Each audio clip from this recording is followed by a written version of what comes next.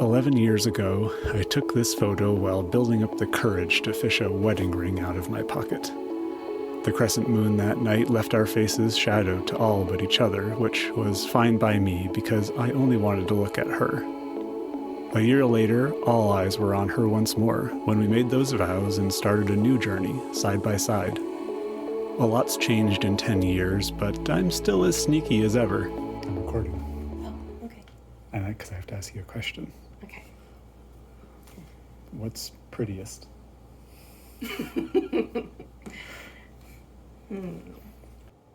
Morgan made her choice, and I'm not too surprised. She likes blue. And, well, I got the other ones, so we may as well bring them all with us and start trimming them up. A lot changed over the course of this project as well. The overall goal never changed. I wanted to facet several stones to set in a bracelet for our 10th wedding anniversary. I originally had Morgan pick out her favorite color from my limited selection, and the plan was to cut several stones of the same color for a bracelet. In this case, she chose Ceylon Blue, Vernay Code number 32, which has very pronounced zoning. This meant I needed to cut each stone at the same depth from the rind, because the amount of the rind color that is incorporated into the stone changes the intensity of the blue. Less rind results in a lighter blue, and I quickly became worried I was going to have several slightly different shades of blue that would kind of pop out as mistakes in the final bracelet. But that was a problem for future me. The first thing to do was to cut a test stone, and because this was going to be a bracelet, I didn't want them to be huge. I thought maybe a 5x7 or so would be good in order to fit in off-the-shelf settings. I started out with the Green Lion design by Scott Labori because it's a straightforward design that performs well and cuts pretty fast. It wasn't long before I ran into problems, however, because I was cutting a lot of very hard sapphire away on a thin dop, and as always, it was the wax that broke. So I switched it up and went super glue only. From there it was actually smooth sailing. With calibrated sizes, I prefer to cut down to size first, so I don't have to touch the girdle after shaping. Cutting the pavilion first meant I had to sneak up on the rind color without overcutting, which didn't leave much room for error.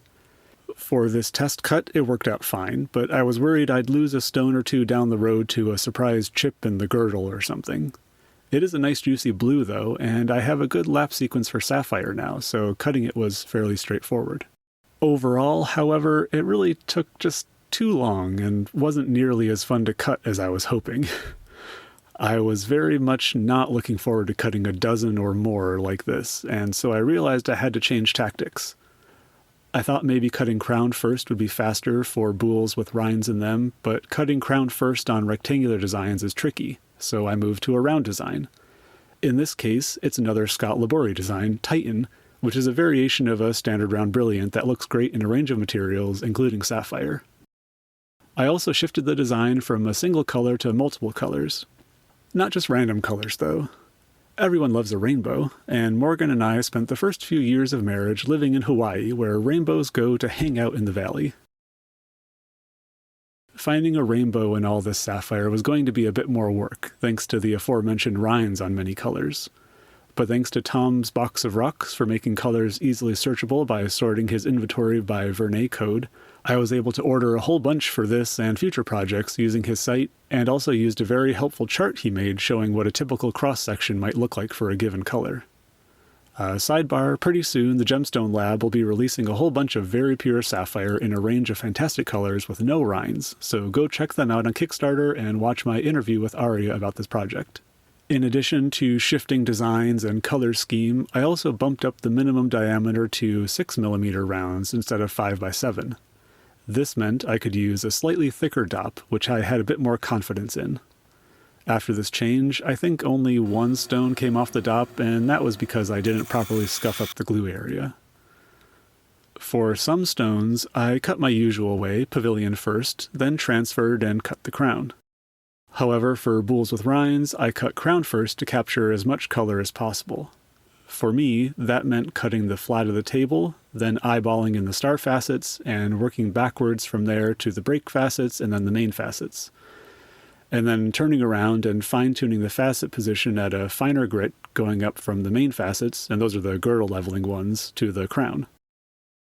This design is a fast cut, and rounds are faster than rectangles anyway, so I was able to cut about 1.5 to 2 stones a day. In the end, I had an approximately rainbow-esque suite of colors after about 10 or 11 stones. For some reason, for a few of them, I left the girdles at a low grit finish, thinking that it wouldn't really be noticeable. But after looking at them side by side, I realized that would look bad in the finished piece, so I remounted those 4 stones and touched them up at 3000 grit. At the beginning of my project, I visited a local jeweler's store looking for bracelet settings and was quoted $5,000 just for the findings, not including the cost of mounting the stones. Gold prices are ridiculous. That price was hanging over my head for the majority of the project. Yeah, this is a 10th anniversary present, but we share finances, and I couldn't justify it to myself, let alone Morgan, spending $5,000 on a piece of jewelry, especially considering I wasn't sure how often she'd get a chance to wear it. But after switching to round stones, I went to another jeweler and piecemealed a bracelet for considerably less than that, with most of the price actually just being in the mounting of the stones. I had 13 stones, but the designer there helped me narrow my cut stones down to 11, using the pop of red as a centerpiece. 10 years, 11 stones. The math doesn't quite add up, but it's one for each year, plus an extra as a promise that we'll always have one more year together. Then, this being 2 months before our actual anniversary, I foolishly had them gift wrap it, which meant I couldn't take any photos. But now that we've officially been married for a decade, and Morgan didn't divorce me after seeing the surprise charges on the credit card, I can share the finished bracelet.